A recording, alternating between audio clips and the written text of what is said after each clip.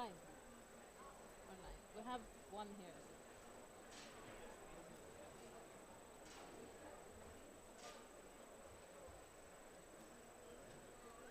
Yes, I can start. Not yet.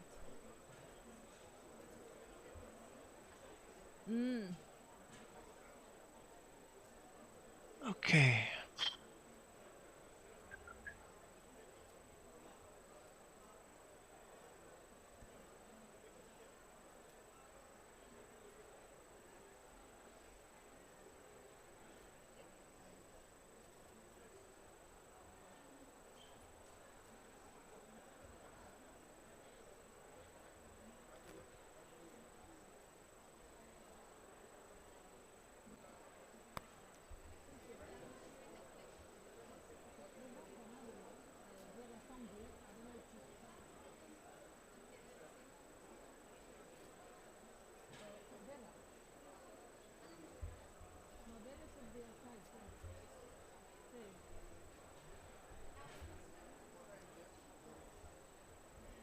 Good afternoon, everybody. Now this is the start. We are on air. I would like to welcome you all to this session organized by the Euro-Mediterranean Economists Association on investing in and financing acceleration of sustainable development in a net zero scenario, the role of low and middle income countries. This event is very important because we are going to discuss really what is the role of those countries, knowing that there is also a need to move into this net zero scenario, and all the countries globally are committed and have to be committed into this transformation. This morning we had the commitments from the European Union, not only on the Green Deal of the EU, but also the financing, the financial sector. And they are all committed, not only from the European Central Bank, from the European Regulatory Authority, financial sector, and the consumer organizations, really to move the transition into action and accelerating this transition. I have the honor and pleasure to welcome Hala Said. She is the Minister of Planning and Economic Development of the Republic of Egypt. It's great to have you here with us today. Hala has been a friend of ours since many years. She has been one of the co-founder of the Euro-Mediterranean, now becoming Euro-Mediterranean African Network for Economic Studies. She's a professor of economics at the University of Cairo in the time. She's a friend of us for many years. Great to have you here. Pleasure. Thank you for hosting this COP. It's really a great opportunity to see that a country in the Mediterranean, in Africa, is really taking the leadership also on the COP27. I would also like to welcome His Excellency Prime Minister of Bahamas. Thank you for being with us today.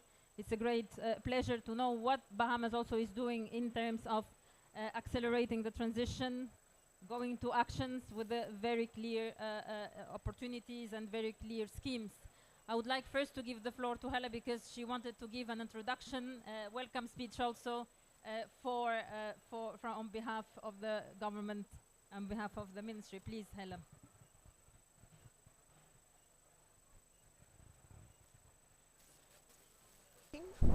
This working. Thank you.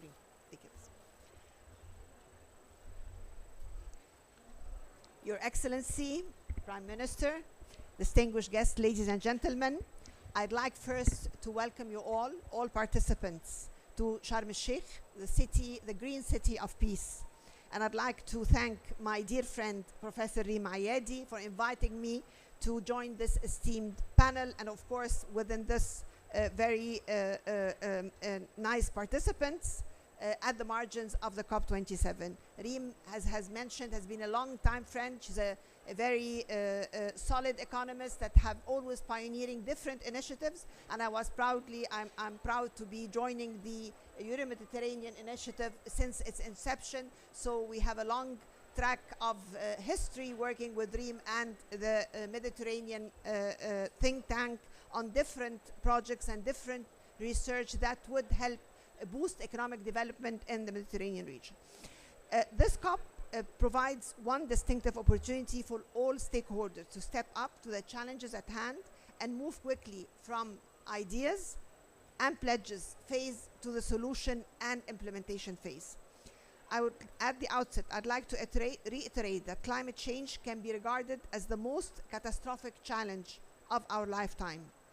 As warming continues and planetary boundaries are increasingly put under considerable pressure, lives and livelihoods will be undermined.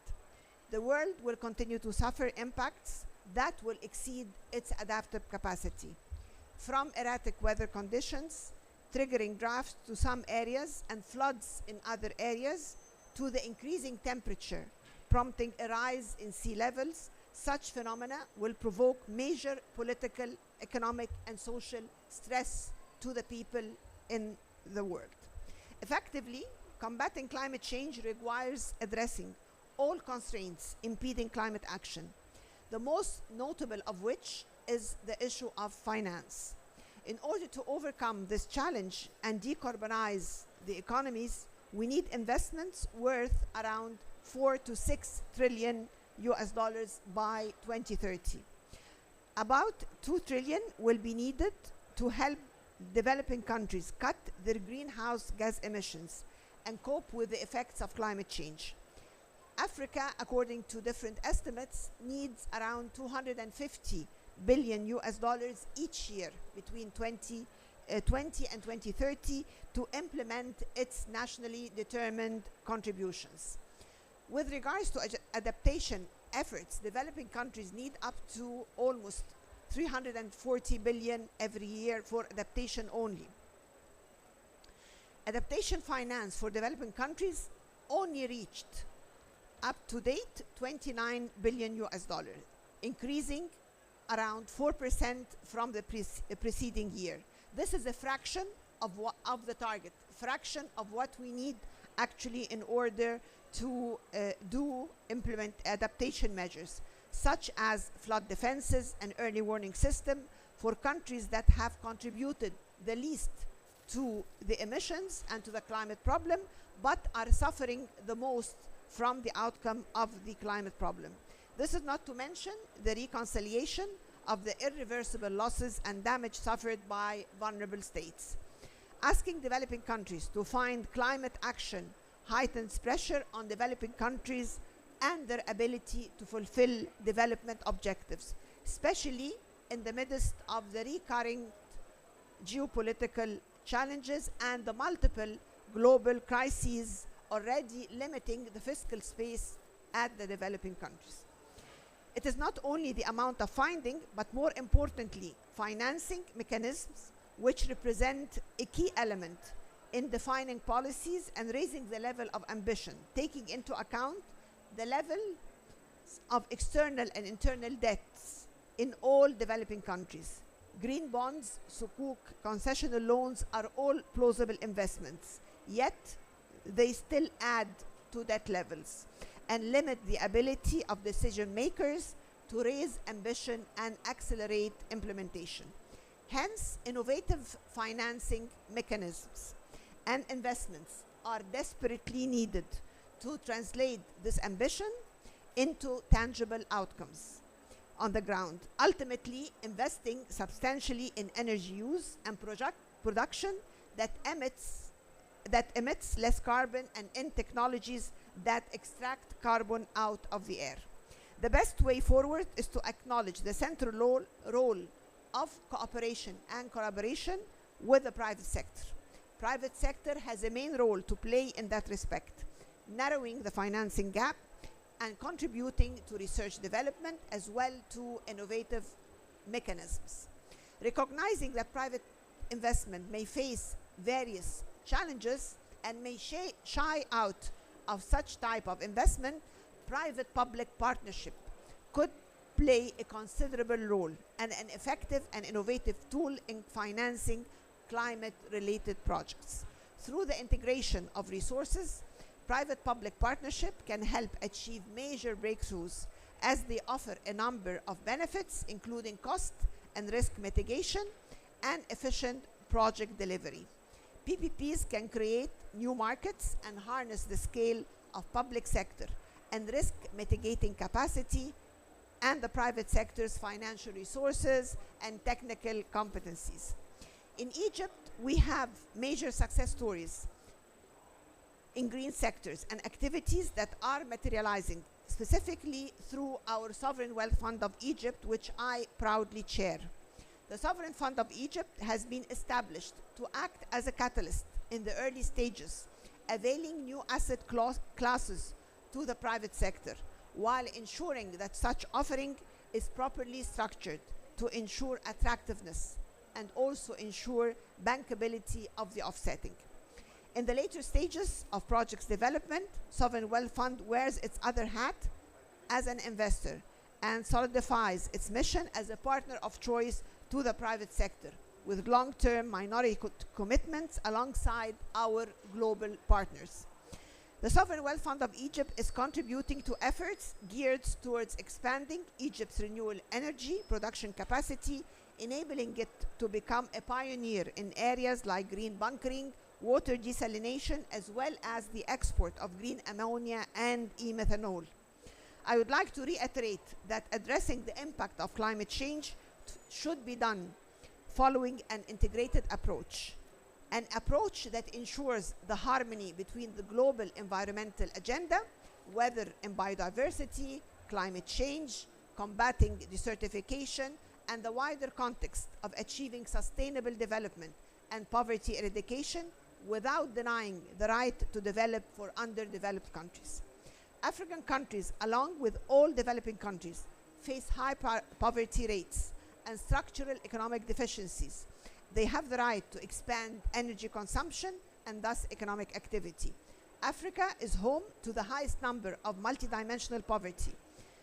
This in turn limits people's ability to access information, education, health, legal services, and more, with implications for multiple areas of development.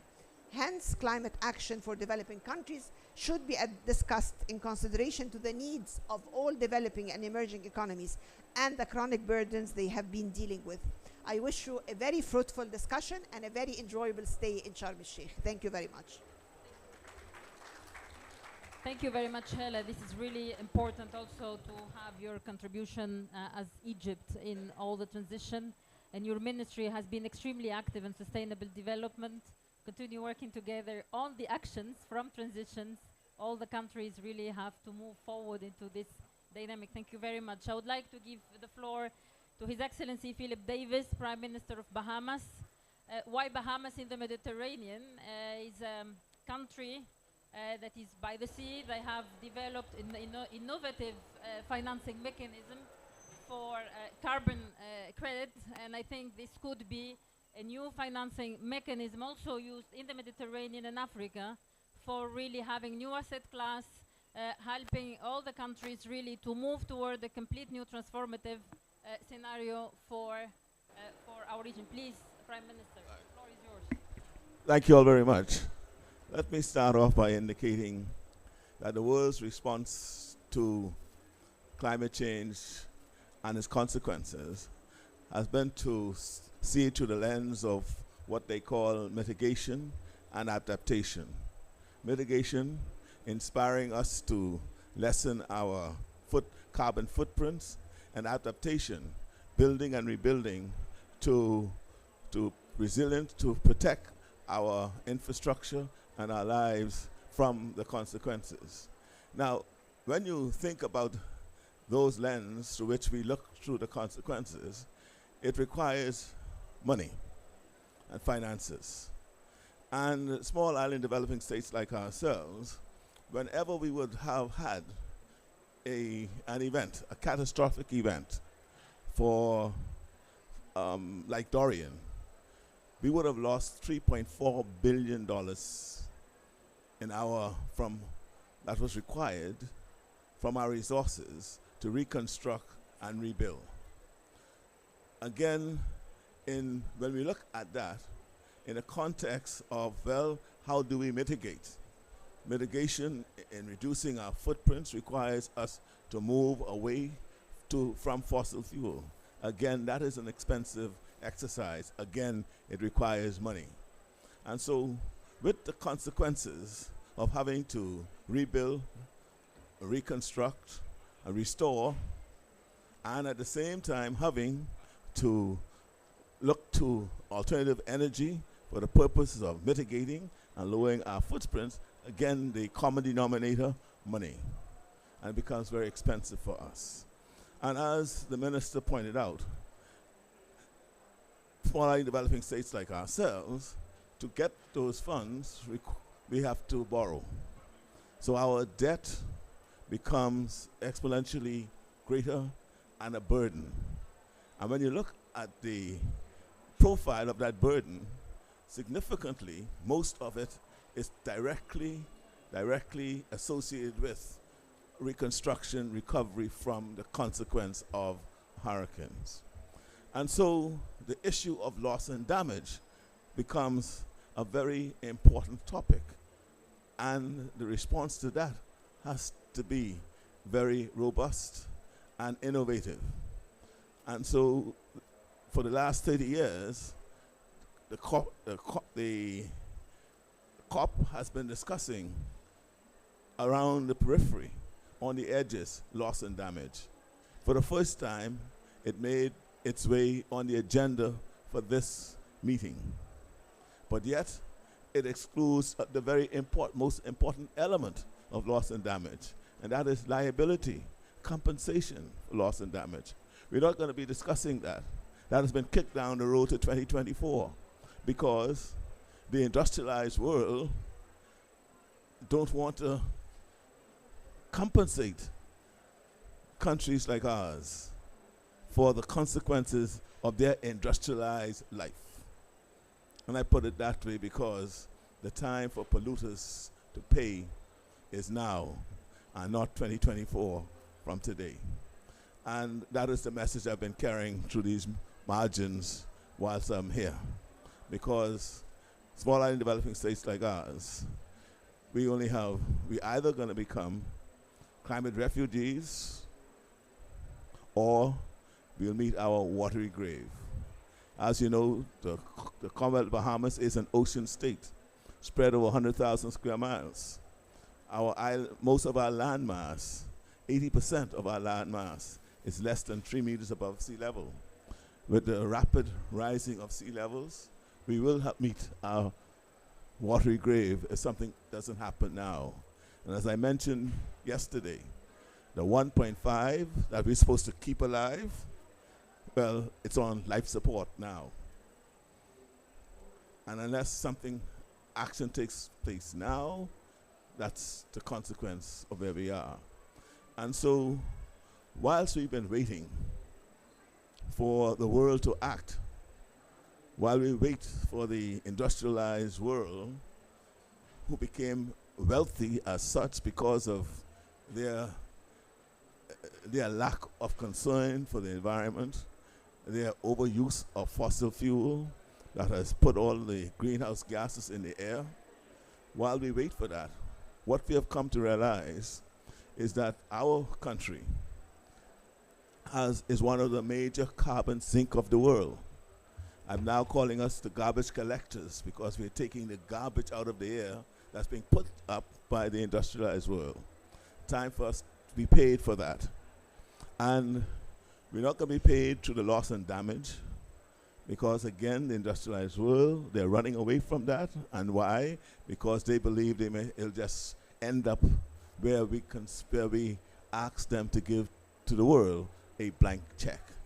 We're not asking for a blank check. We just want an acknowledgement that you're going to pay, and what we fill that check in, the amount we put in that check, is at least up for negotiation. But we don't even get to negotiate that amount at this time, not until they say 2024. So we need to act on our own. We can't wait. And so for the last year, we have been looking at our blue carbon, which has been acknowledged now as one of the major carbon sink of the world. We want to convert that and monetize that into a new asset class. So blue carbon is now on. We have passed legislation to identify, map out, and have verified our carbon assets, our blue carbon assets. Predominantly, it is the seagrass, and the scientific evidence suggests that 40%, at least 40% of the world's seagrass reside in the Bahamas. And if the scientists are correct that the seagrass absorb 5 times more of the carbon out of the air as trees, then you'll know that that is a valuable asset for us. I'm happy to say that the IMF, in my conversations with them, have now come to work with us to ensure that it does in fact become a new asset class that could be put on our books. And within the next couple months, we hope to be able to raise funds as a result of what we have discovered to help us transition to that alternative energy that is necessary to help in our mitigation efforts. And so that is where we are, and we have invited other small island developing states to join us, come and see what we are doing so we could share our innovative work in this regard to raise our own finance from our own assets until we're able to hold accountable those who have done to us what we think they ought to compensate us for. And so I'm happy to be a part of this, this exercise. We're prepared to share where we are with the world, and that's what I've said as well. We've already had a number of inquiries, and we'll have a lot of visits in short while to see what we're doing and how we are doing it. We are not sitting back and waiting for the world, because I think if we do, we will become, as I said, climate refugees, and we will meet our watery grave. Thank you.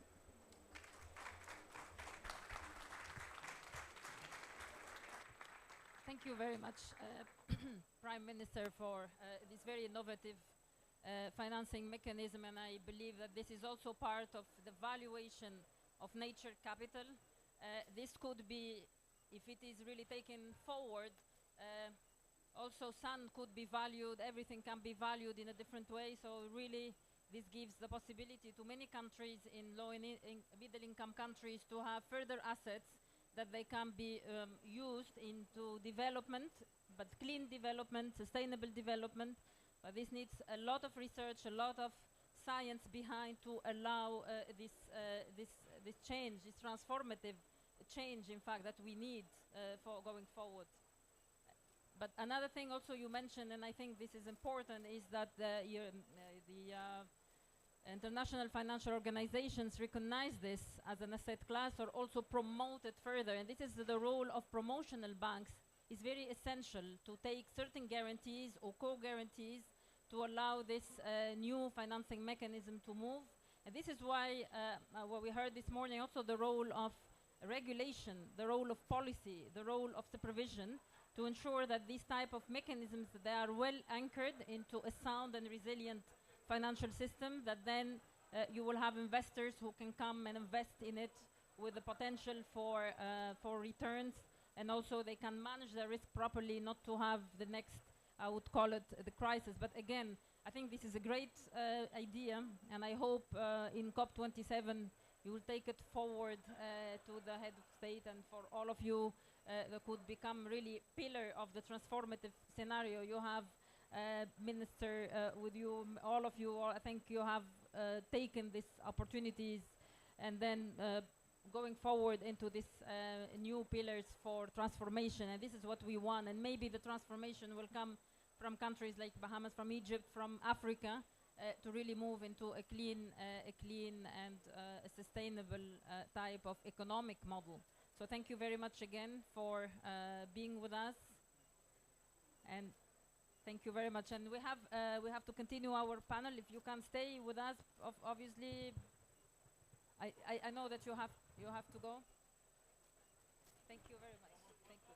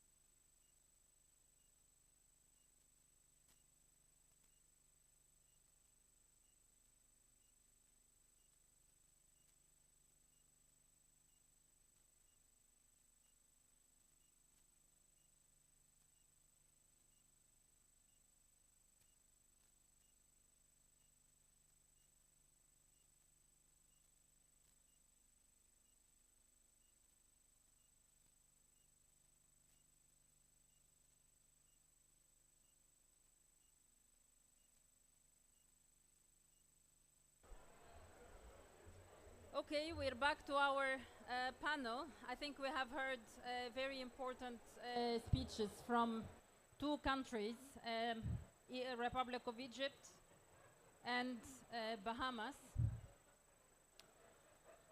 We have also heard that those countries, they suffer from certain weaker economic fundamentals and conditions. And obviously, they have much more challenges to really finance their sustainable transition. So what we can also see that increasing indebtedness is not the way forward, so you need to have new sources of finance that will allow them really to value their nature capital.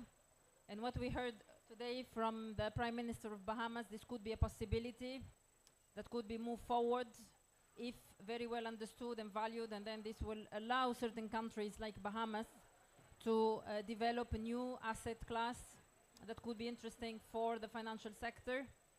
Another thing is also moving into more renewable energy, and then instead of really going into fossil fuel, moving into countries which are, who could be, in fact, exporting renewables to other countries of the world. These are clean sources of energy. Could be also with new technologies like green hydrogen nowadays, which is really being developed. Now, on the what we also heard this morning, there is a need for more private-public partnership, more blended financing, more role for the promotional banks, like, for example, EIB, which is a bank that is clearly green in Europe, and it has been really moving into further greening itself and further greening the European economy. Now, at EMEA, we have proposed also solution for low and middle-income countries to, in fact, finance their post-COVID recovery and also the sustainable transition towards decarbonization scenario, toward also responding to the climate crisis that we are living in.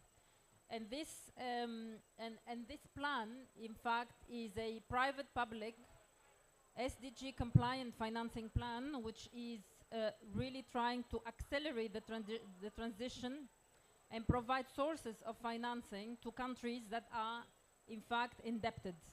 Now, the idea is to have some guarantees from the international financial organizations, like, for example, the IMF.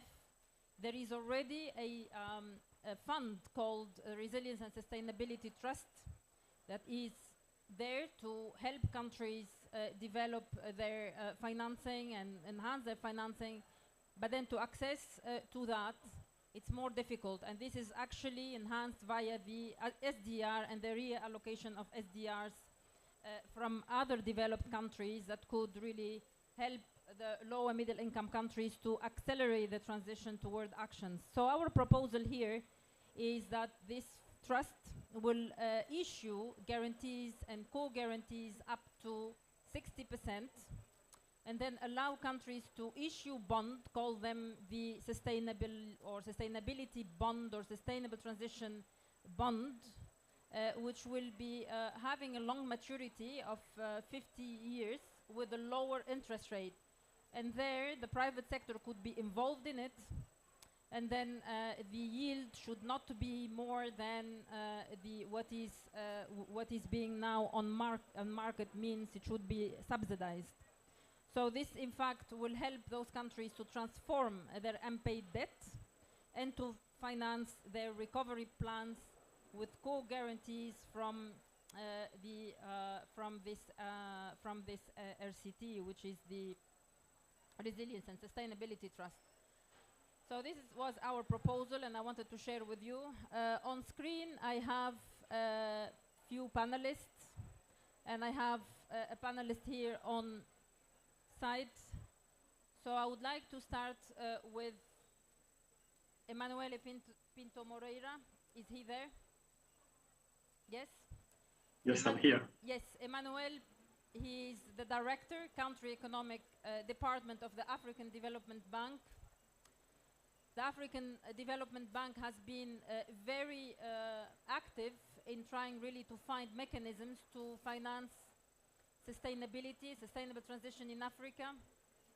So please, Emmanuel, the floor is yours. You heard the keynote speeches. You heard our proposal, which I have shared with you already on paper.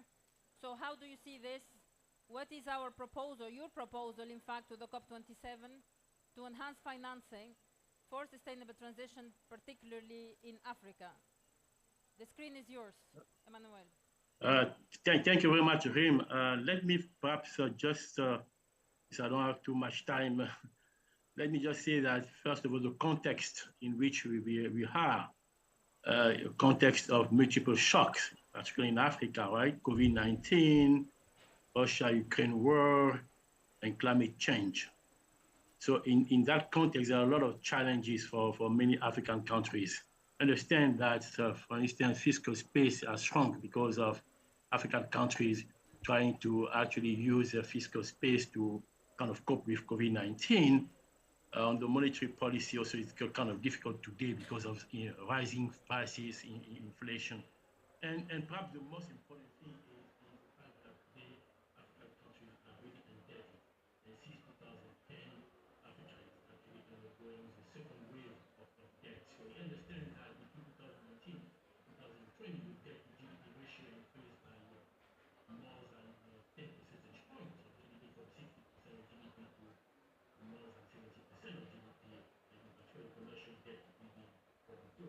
So from our perspective, we know that we feel that the financing is a big issue, because for transitioning, for instance, and to actually help African countries, the African movement calculated that the financing need for Africa between 2020 and 2030 would be between 1.3 and 1.6 trillion US dollars.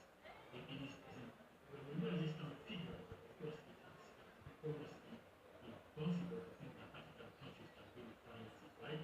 Or GDP of a country which is about 3.5 trillion, you understand that it is very, very difficult. So that's why we are actually pushing for innovation financing. What we're saying is to kind of support green bonds, sustainability bonds. There is also, from the African perspective, we're also talking about within our report, the African Outlook 2022, that perhaps the debt for climate may be an issue, maybe an avenue to explore. But I have to confess that the debate within the African Bank is that, well, given the situation where the countries are today with a lot of debt, perhaps to avoid really asking this country to go back and finance the climate change by actually debt. That's why we pushed a lot for, and you mentioned it, the reallocation of the SDR, right, the 650 billion US dollar. Africa got only less than 5%, 33 billion. So we are saying that, well, we are well placed.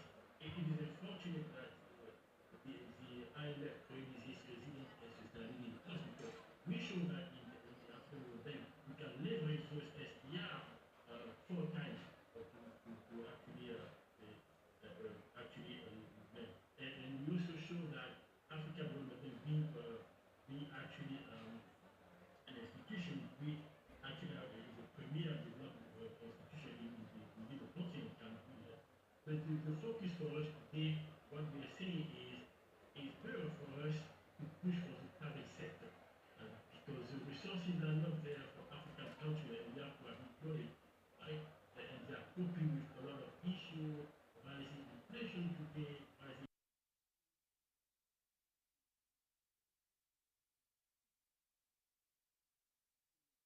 If we want this transition to happen, if we want to finance climate change. But we are also saying that in that context, it's important for African countries to kind of improve the regulatory framework, but also give the infrastructure so that this private sector, the banks can come. The other thing that we are actually pushing for is to say, well, the 100 billion US dollar which were promised to developing countries per year should come, and it should be deducted from the ODA. We understand that it's challenging because today the global economy is undergoing a difficult situation, as we know, and we know that this advanced country may have a lot of issue in terms of finding the financing because themselves they have to cope with what is happening in their country. But still, we think that this is a critical issue. So African Development Bank is really putting a lot of emphasis on this private sector and asking the countries to kind of de-risk the private sector so that the private sector green finance actually can come. Let me just stop here. Perhaps I can give more perspective if you need me.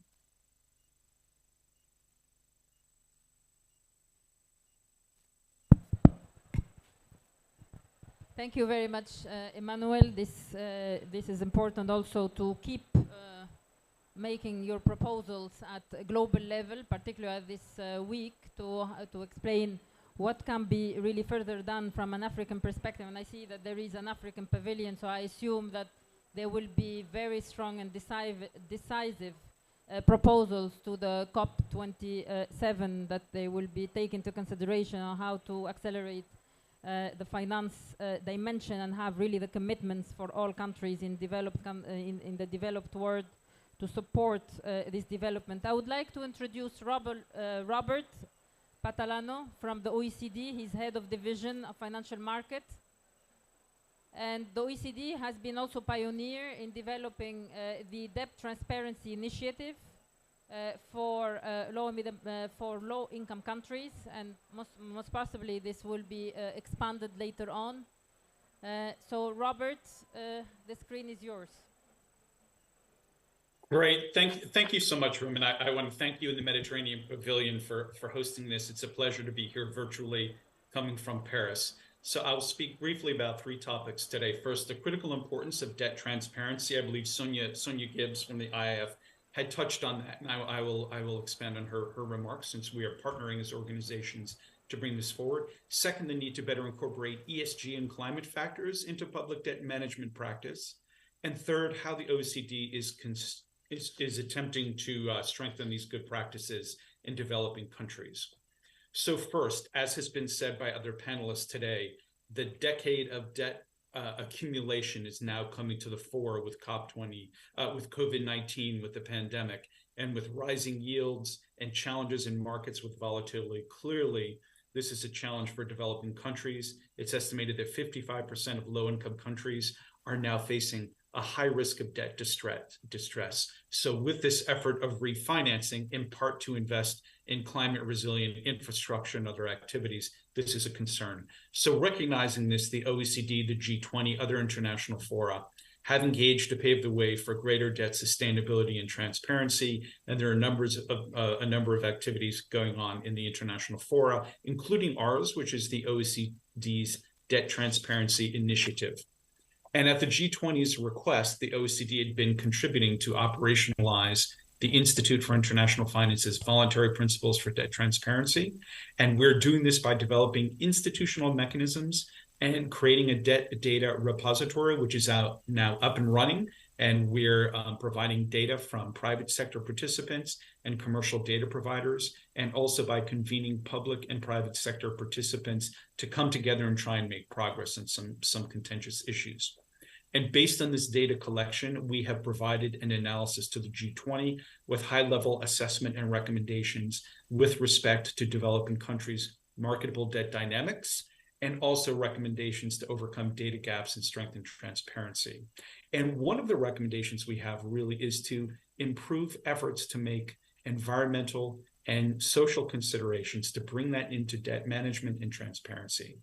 So in this respect, debt transparency is really essential for sound public debt management, for fiscal accountability, and for the evaluation of debt sustainability, particularly for financially strained low-income countries seeking to maintain market access, as other speakers have said, is so important to try and reinvest in climate resilient infrastructure, other types of investments. So with that said, let me now turn to climate, how this effort relates to climate risk management in developing countries. So it's clear public and private sector financing needs are not enough. Public support for climate finance mobilized by developed countries has reached 83 billion, but this is not enough to hit the 100 billion pledge. And certainly it's not enough to invest in what's very much needed across developing countries. And we think that developing governments themselves really do need to make more effort to try and attract private sector capital to channels towards sustainable development. And we think one avenue that really needs to be taken seriously is ESGs. This is talked about along with SDGs, but really taken seriously in reporting and actions. Global investors are increasingly looking to this, and as a result, the share of ESG-labeled bonds issued in EMEs has jumped from 14% to 43% of the issuance over the past few years. So there's a clear opportunity here, but at the same time, we know there's a growing concern that many developing economies currently score poorly on ESG metrics, and this could undermine investment flows if nothing is done. There are a variety of reasons: institutional capacity, low social investment, reliance on fossil fuels, for example. But frankly, a key issue that I want to stress here is opacity. Opacity has a double negative in that countries that are opaque in how they manage their debt and how they manage sustainability, all else equal, are going to have lower credit ratings and lower ESG scores. And that cost is real. It hits the cost of capital. So our point is ESG analysis is showing that if you have a very strong investor relations program, a sovereign investor relations program embedded with plans by the governments, by finance ministries to explain how they're shifting their investments on environmental and social issues that are truly sustainable, that this is really critical to getting investor flows, getting patient capital to these countries. So therefore, the need for capacity building in this area is strong, from the issue of labeled bonds with key performance indicators, how to analyze fiscal impact on environmental and social risks, and how to improve ESG-related communication strategies. And let me now turn to Africa, since several participants are talking about the particular challenges in Africa. We have an OECD Africa partnership, and we're looking to strengthen capacity building, including good practices in debt management, debt transparency, and ESG. And to this end, in 2023, early on, we're launching capacity building seminars for African finance ministries and debt management offices to strengthen leading practices on ESG integration and communications and the broader debt transparency challenges across Africa. And as a result of that, we think that these efforts are really going to help show progress in improving debt transparency and by linking it to ESG, that will help improve patient capital flows so that low-income countries and developing countries more broadly can reinvest. As they refinance, they can reinvest in climate-resilient infrastructure and other activities in these countries. And with that, I would just say the OECD is really pleased to contribute to these capacity-building programs and good practices and to support these countries in their path to sustainable and climate-resilient growth. Thanks so much, Rim, for the time. Thank you very much, Robert. This is important also to mention that debt transparency has been one of the commitments of the G20, and it should continue to become not only including the low income countries, but also middle income countries and all the world in reality, because we need to have much more transparency on disclosure, particularly on ESG risk and ESG loans and bonds and all the debt instruments. And we have heard also that even at EU level, there is a big push toward ESG disclosure from the banking side. And I think this whole disclosure thing, it's important also for market discipline and to reduce the cost of financing going forward. So debt transparency is essential to have the private sector involvement. And this is one of the commitment, in fact, of also the private sector and hopefully all the governments in Africa and in other regions of the world to abide to this transparency for more accountability and for more knowing or knowledge of where the funds have been used and how they have been used, particularly if we are going to link it to specific purposes for climate action and for adaptation, mitigation, all of this. So it's also important to know the budgets allocated for example, mitigation, adaptation, and any other aspects we want to know specifically, and this is important also for allocation purposes of capital. So thank you very much, Robert. I would like to introduce my friend Nagla Bahr. Nagla, she's the managing director of the Credit Guarantee Company of the Republic of Egypt. She is also the chairwoman of the Euro-Mediterranean Guarantee Network. And this is also a regional institution that we have developed together with other partners to really develop a thinking about more use of guarantees, co-guarantees at a national and regional level. So Nagla, the floor is yours. What is the role of guarantees according to you? Thank you, Reem. Thanks for the invitation, and after congratulations, of course, of the COP27, and thanking you for this invitation at the Mediterranean Pavilion. Let me jump immediately from what we've heard, actually, from our participants here in these sessions and the excellence with the early point. The very important point, there was a clear emphasis on it is time to move to adaptation and to implementation. And this actually move, by definition, reflects a very important fundamental role of governments, you know, to ease this move to implementation and to enable the utilization of a strong tool to enable de-risking the private capital and mobilizing the green investment. And this tool actually that I'm talking about now is the risk mitigation. It had been, actually, this is a word that had been mentioned across and in number of timing of other sessions about risk mitigation, you know, to enable the flow of funding to the climate change and the green finance. And this is where the guarantee schemes step in. The very important point when we talk about the guarantee, this is an industry of approximately $2 trillion by end of 2021. So it's an existing industry that proved its role in overcoming bottlenecks and the critical timing as well as in peace timing. And this is where we are when it comes to green finance, when it comes to climate change, with yet to be developed the proper information about this cluster, about measuring its risk. So this is the role of the guarantee. And here, actually, what we're talking about also, it is the tool that proved to be the most favorable tool for policymakers for a number of reasons. Where number one, it maximizes the utilization of government resources by applying widely known guarantee leverage mechanism. So against a $1, you can go up to $50, you know, for facilitating this access to finance. It's also postponing the government liabilities because the default will occur later. So which will give the government some time to define, to establish their own measurements, and we all establish our information base. And of course, it provides cheaper finance as per Basel II that give way to the guarantee certificates, you know, enabling whoever is financing to come with a cheaper finance.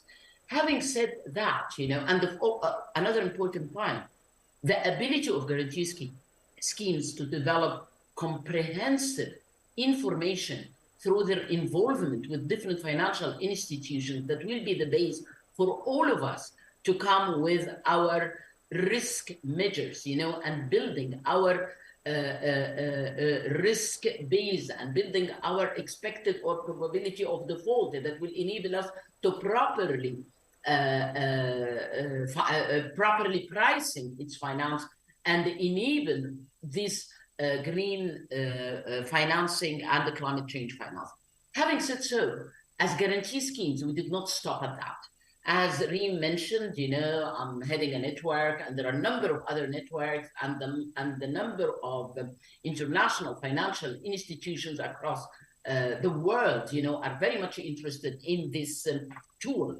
And I have to also highlight an important thing, that this tool is mainly concerned about the SMEs that are the basic or the highest percentage of the private sector that we all talked about. So the importance is coming from all these factors. So we did not stop at that, and I'm really very pleased to come here and to use this platform to announce on behalf of Guarantee Schemes Task Force of 12 global schemes.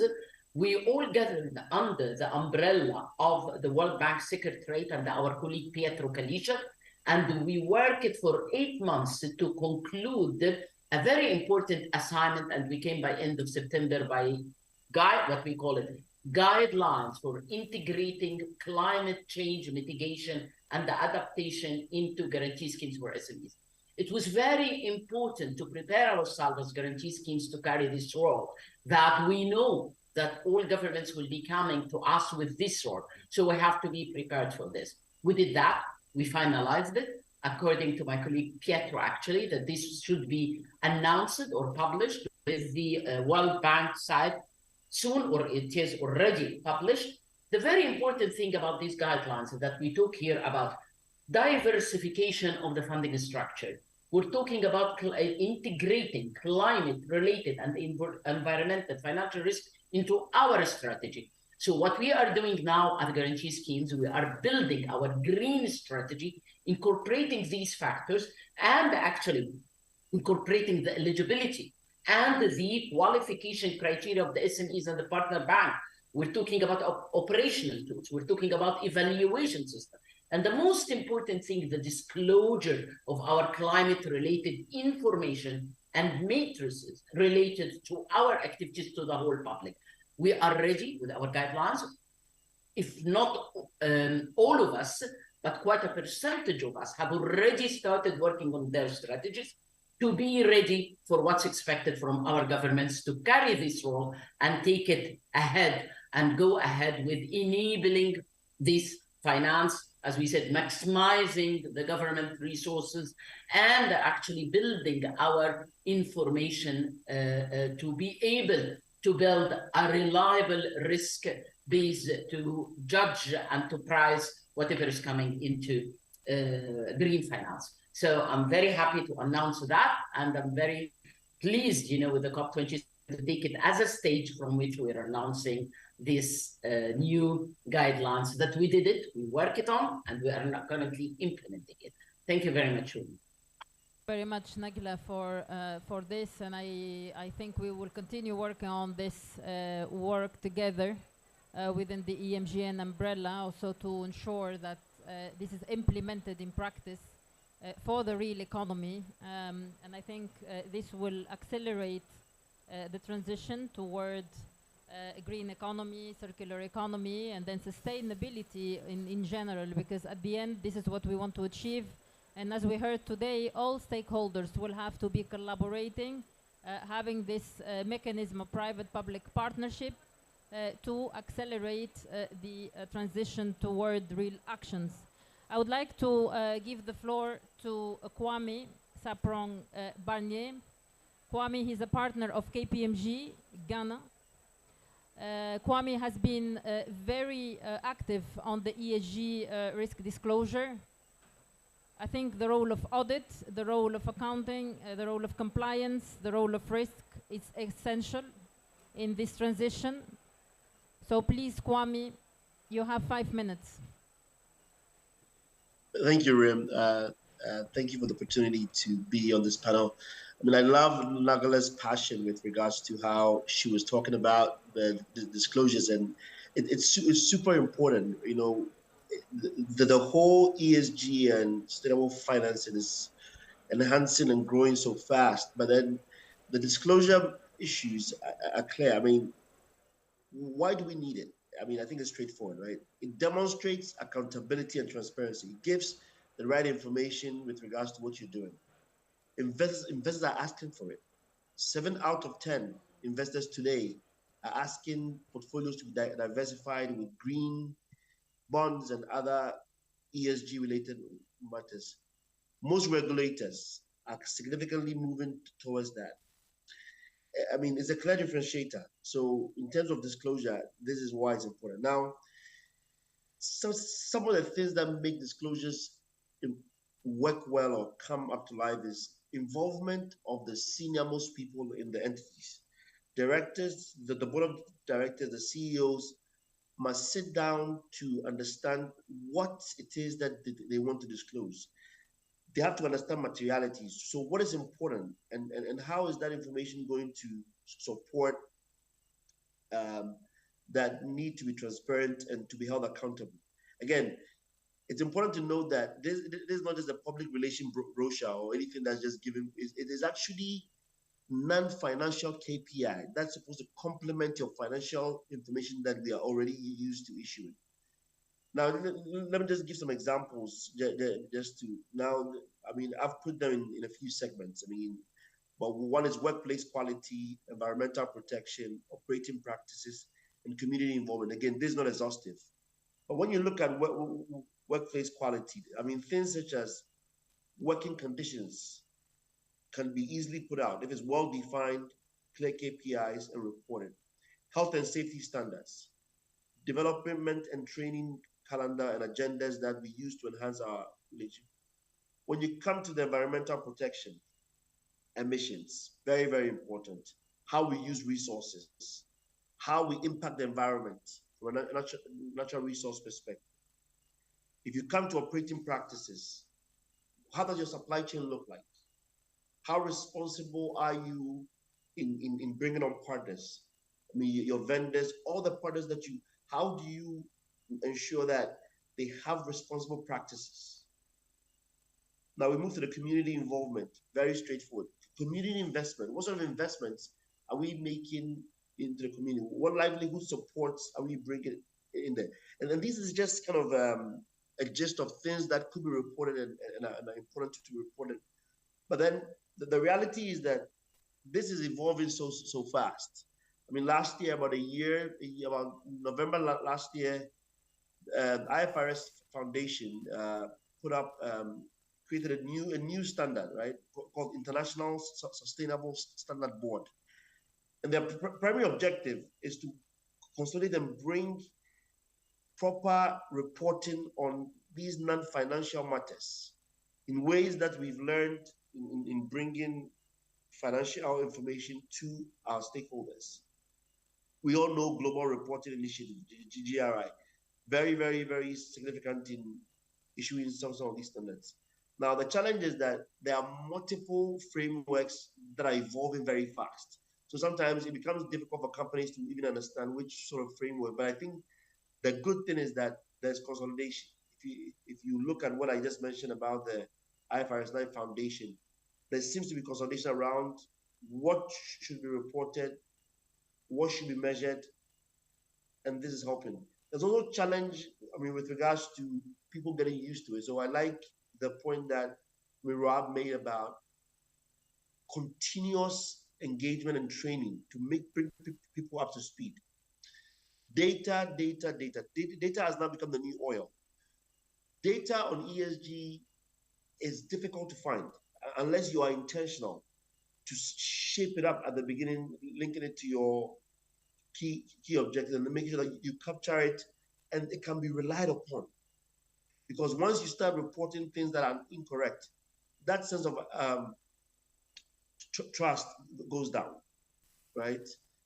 Now, in all this, the benefit of having disclosures cannot be overstated because these disclosures must come out to show how impactful you are as an entity to where your stakeholders, and to be able to do that clearly through non-financial information is something that is super, super important. So thank you all, and thank you, Rim, for the opportunity. Thank you, Kwame, for emphasizing the role of disclosure. I think this is the way forward, in fact, to know what is being considered as ESG compliant or not. And also, the quality of data is also important. And this is why training and trying really to collect the right information, not too much information, but the right information is essential. And this is also gives a role to institutions like yourself to really push toward this, what I still call the transformative scenario. So it's not really one stakeholder, one group of stakeholders involved in this, but many, and all working together toward the same objective. So I would like to introduce Enrique de Velamore. He's a director of MedWaves, Regional Center for Sustainable Consumption and Production. Is a center under the UNEP Mediterranean Action Plan, has been very active in really pushing for new business models that are sustainable in the Mediterranean. So you heard all of these finance speeches, transparency, ESG, access to finance. Of course, everybody is committed into this new model for sustainability. So what is your view about it, and how do you see the Mediterranean, especially from an entrepreneurship point of view, benefiting from these new changes that are being developed in the next years and already started probably? Enrique. Thank you very much, Rim, for having invited me to this event. And I will try to give just an opinion on your reflection. Basically, of course, I'm optimistic on the changes that are to come with regard to favoring, let's say, sustainability by the different actors having a say in all the financial system. However, I must say that so far, and according to our experience, there is still a big lack to address as far as the support to entrepreneurship and innovation is concerned in our region, in the Mediterranean. Well, basically, I will mention something that probably will be evident for everybody, but sometimes we forget, which is that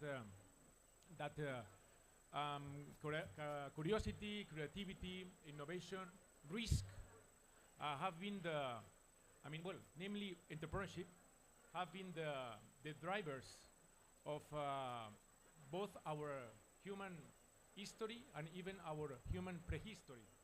I mean, from the guy or the girl who discovered the fire, the one who invented the wheel, when we have another one who invented at some moment the printing press, and recently another guy who just discovered, invented, or transformed space rockets in space elevators. So we are talking about Elon Musk. These people have been, not these people, but entrepreneurs in general have been main drivers of or let's say catalyzers in let's say the evolution and development of our societies throughout all our history. However, our education systems in most countries are still anchored in a very old-fashioned approach that is focused more on, let's say, creating employees than not creators or entrepreneurs. So, in that sense, I think that there are two main, let's say, main challenges for the financial sector, or the financial colleagues, or these institutions that basically are deciding how the world is to be developed. And in that sense, I would say that first of all is that we are still having a financial system that is not favoring entrepreneurs. And when I mean entrepreneurs, of course, I'm referring especially to those people that have great ideas, but they lack the financial leadership support, because of course you can have entrepreneurs that are, let's say, favored with let's say good economic conditions, and they can have their own risk, and they put their own money in a project, and if they fail, they can continue doing another stuff. But most entrepreneurs are lacking that needed financial support. In our experience, we have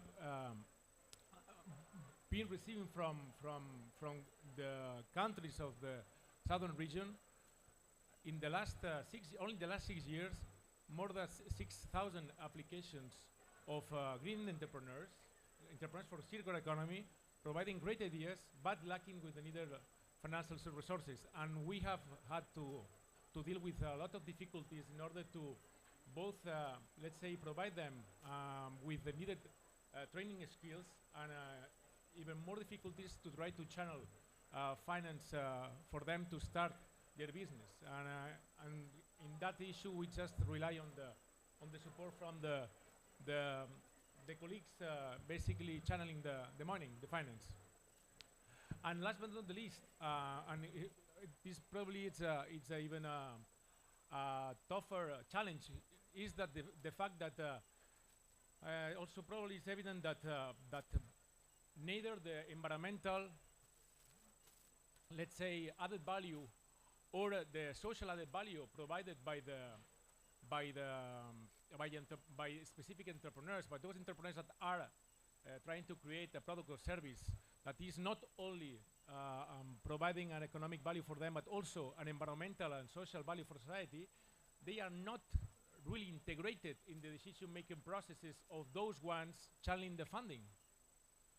So if this is not changing, it will be very difficult that support to entrepreneurship and to innovation will be really being focused for the sake of addressing climate change, addressing marine litter, addressing all the different environmental challenges, global challenges that we know that humankind is facing. So that would be my answer to your question. Thank you. Thank you very much, Enrique. I think you made a very important point on there is more to be done to finance sustainable entrepreneurs. And this comes, of course, from the financial sector and also from the guarantee systems and other providers of finance, like, for example, venture capital, private equity firms, to ensure that sustainable entrepreneurship is not only about, I would call it, respecting the environment and trying really to develop new business models that are sustainable based on, for example, sustainable patterns of production or business models. But also, we heard yesterday that they need to continue to be viable in terms of value creation. So then they attract investors, they attract financial providers to move forward with it. So I was told that Nagla would like to add something. Please, Nagla.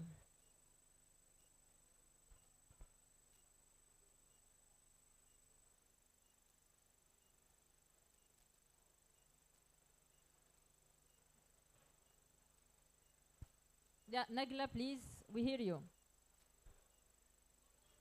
Okay, can you hear me now? Now, yes. Yeah. Yes. Yes, Nagla, yes, please go ahead. Yeah. Sorry? Yes, we hear you, Nagla, please. Oh no, actually, I was just, I don't know. I thought that you wanted to ask me something. I think actually, I lowered the hand. Okay. Yes, no, I lowered the hand. But okay, I wanted to just say to you that there is a clear role for guarantees to support sustainable entrepreneurs.